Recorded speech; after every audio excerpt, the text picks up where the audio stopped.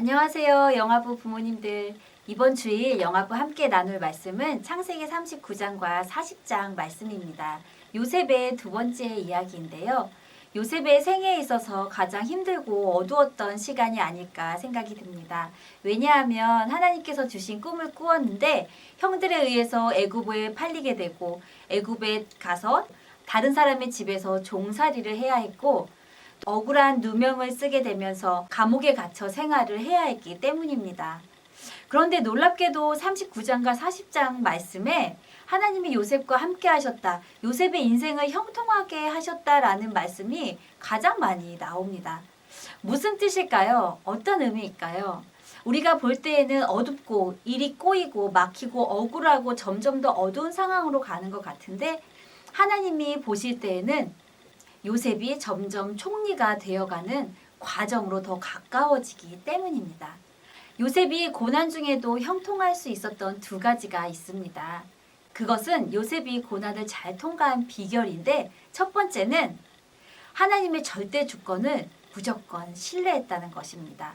어떠한 사람을 만나도 어떠한 환경을 만나도 이것 안에는 분명히 하나님의 선하신 뜻이 있을 것이다 라는 하나님의 주권에 대한 믿음이 있었다는 것입니다.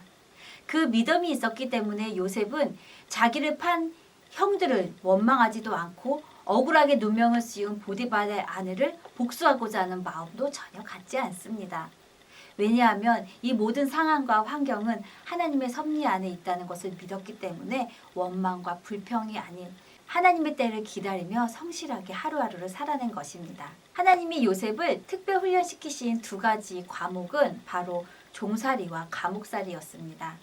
종이라는 것은 어떤 의미입니까? 바로 낮아지는 훈련을 말합니다.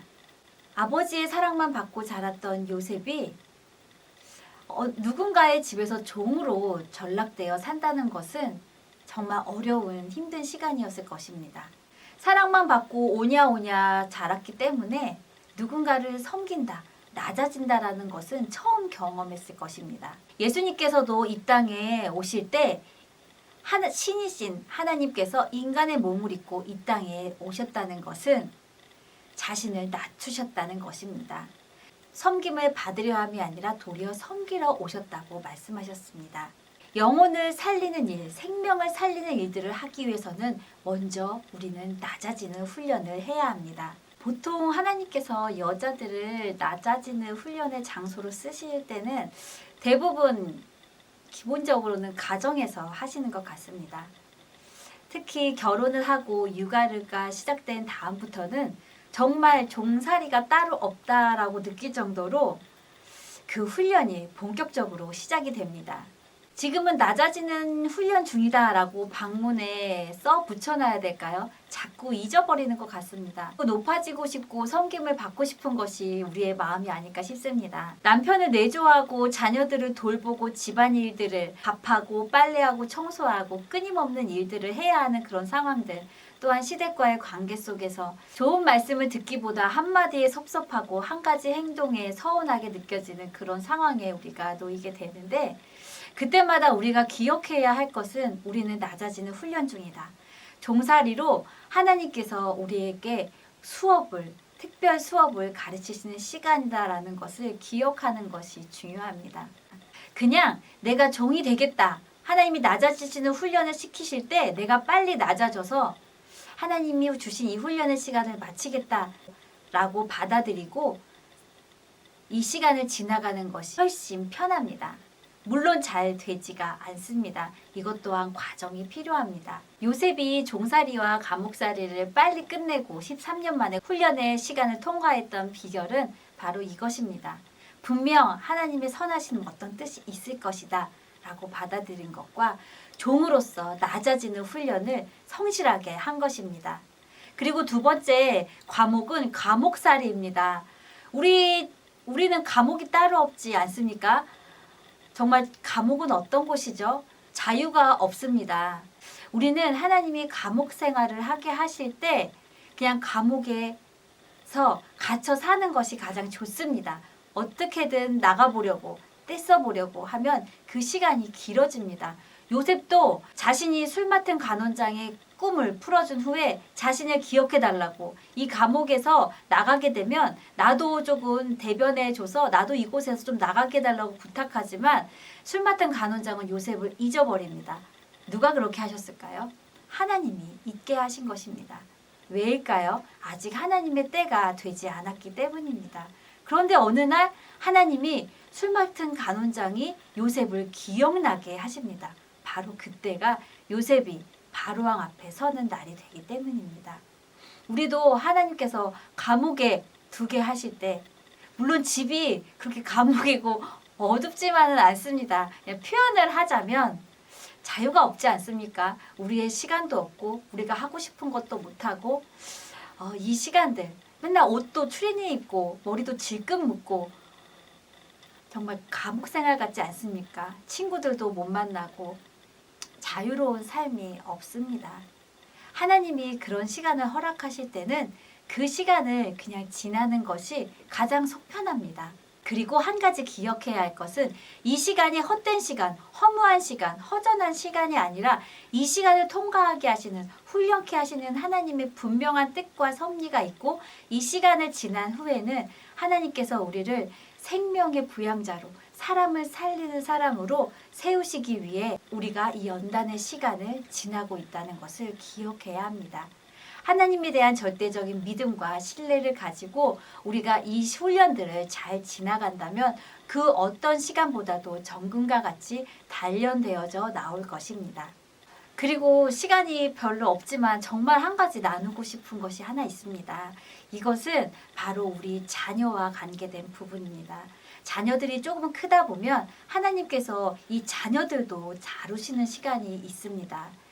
부모 마음 같아서는 내가 대신 힘들고 만다, 내가 대신 상처받는 게 낫다라고 생각하고 아이들이 받는 고난과 상처를 우리가 나서서 막아주고 보호해주려고 하는데, 하나님의 섭리 안에서 보면 하나님의 섭리를 거스르는 일과 같습니다.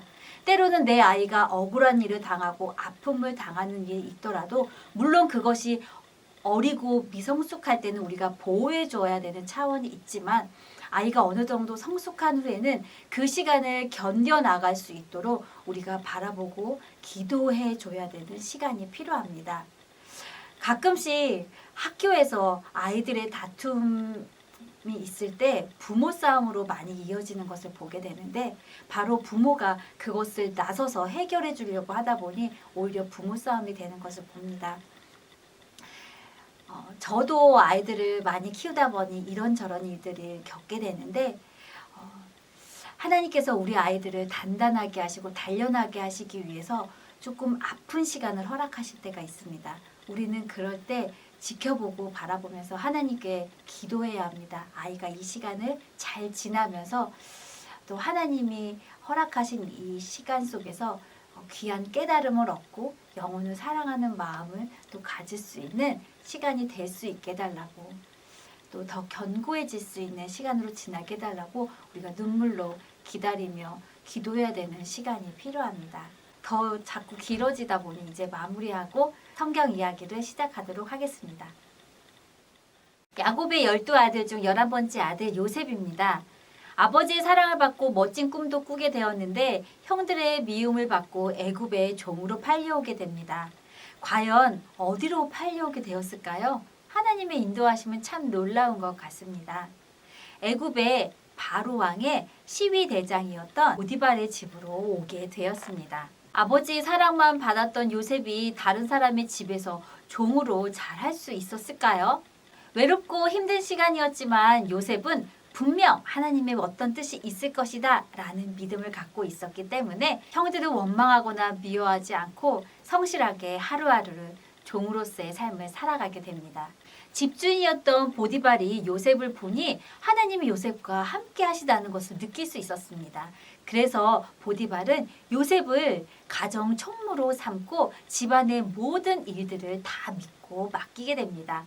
하나님께서는 요셉을 축복하셨고 요셉 때문에 보디발의 집도 축복을 해주셨습니다. 이렇게 하나님의 사람은 자신을 통해 주위의 사람들까지도 복을 받게 하는 축복의 통로랍니다. 그런데 어느 날이었습니다. 보디발의 아내가 요셉을 유혹하기 시작했습니다. 요셉은 내가 어떻게 하나님 앞에서 득지하려 내가 죄를 짓습니까? 하면서 그 유혹을 뿌리치지만 보디발의 아내는 매일매일 요셉을 괴롭혔습니다. 어느 날은 요셉이 그것을 뿌리치려다가 옷이 떨어지고 마는데 보디발의 아내는 그 옷을 가지고 있다가 보디발이 들어왔을 때 당신의 종 히브리 종 요셉이 나를 유혹하려고 했었다라고 거짓말을 하면서 요셉에게 억울한 누명을 씌우게 됩니다. 보디발은 아내의 말만 듣고 요셉을 감옥에 가두게 되는데 그 감옥은 바로 왕의 제수들을 가두는 곳이었습니다. 억울하게 감옥에 갇히게 된 요셉은 그곳에서도 외롭고 힘들었지만 분명 하나님의 뜻이 있을 것이다 라는 것을 믿고 하나님의 함께 하심으로 형통한 삶을 살게 되었습니다. 감옥을 지키던 간수장이 요셉을 보니 분명 하나님이 함께 하시고 모든 일을 잘하는 것을 보게 됩니다. 그래서 그 간수장도 요셉에게 감옥의 모든 재반 업무들을 다 맡기게 됩니다. 또한 요셉은 감옥에서 나라의 고위 간부들을 만나게 되는데 그분들을 만나면서 나랏일을 배우고 정치와 경제와 행정적인 일들을 배우게 됩니다. 그러던 어느 날 감옥에서 왕의 술 맡은 관원장과 떡 굽는 관원장을 만나게 되는데 그들이 꿈을 꾸게 됩니다. 요셉은 그들이 근심하는 것을 보고 자신에게 꿈을 말해보라고 하나님께서 해석해 주실 거라고 말했는데 술 맡은 간원장은 그 꿈대로 3일 후에 다시 왕에게 복직되어 일을 하게 되었고 떡 굽는 관원장은 3일 후에 죽게 됩니다. 요셉의 꿈대로 이루어졌는데 요셉이 그때 술 맡은 간원장에게 부탁을 합니다. 당신이 이곳에서 나가게 되면 나를 대변해서 얘기 좀 해달라고 나는 억울한 누명을 갖고 이곳에 왔으니 나를 이곳에서 나가게 해달라고 도와달라고 부탁을 합니다. 그런데 술 맡은 간원장은 요셉을 까마득히 잊어버립니다. 누가 그렇게 하셨을까요? 맞습니다. 하나님께서 기억하지 못하게 하셨습니다. 왜냐하면 아직 요셉이 감옥에서 나갈 때가 되지 않았기 때문입니다. 그런데 하나님은 요셉을 기억하시고 기가 막힌 타이밍에 술 맡은 간원장이 요셉을 기억하게 하는데 그 다음 이야기는 다음 주에 함께 나누도록 하겠습니다. 이번 주의 말씀 포인트입니다. 첫 번째는 요셉을 통해 보디발의 집도 복을 받았듯이 우리는 축복의 통로라는 것입니다. 우리의 자녀들을 통해 우리의 가정을 통해 우리의 가정과 자녀들의 주변의 많은 사람들이 축복을 받게 되는 은혜가 있기를 기도합니다. 두 번째는 요셉도 고난과 훈련의 시간을 통해 하나님의 사람으로 준비되었듯이 우리의 자녀들도 힘든 시간을 지나갈 때 하나님께서 함께 해주셔서 형통하게 해달라고 우리의 자녀들을 축복해 주시며 기도해 주시기 바랍니다. 또한 어려운 환경 속에서도 하나님이 함께 계심을 신뢰하는 믿음을 갖게 해달라고 기도해 주시기를 바랍니다. 함께 기도하겠습니다. 하나님 아버지, 우리 인생의 주관자가 되어주셔서 감사합니다. 우리의 삶에 이루어지는 모든 상황과 만나는 사람들 또한 하나님의 섭리 아래 있음을 고백합니다. 때로는 억울하고 답답하고 외롭고 힘든 시간들을 지나게 되는데 이것 또한 하나님의 섭리 안에서 우리를 정금과 같이 단련하시기 위한 하나님의 깊은 뜻이 있음을 믿습니다. 우리가 생명을 살리는 하나님의 일을 감당하는 사람이 되기 위해 훈련되어져야 됨을 기억하게 하시고 원망하고 불평하기보다 하나님을 신뢰함으로 성실하게 섬김과 낮아짐의 훈련을 할 수 있도록 도와주시옵소서. 요셉이 가장 힘들 때 하나님이 늘 함께 하셨듯이 우리의 삶에도 하나님이 함께하고 계심을 우리가 느끼게 하시고 그 하나님과 동행하는 삶을 살게 하여 주시옵소서. 예수님 이름으로 기도합니다. 아멘.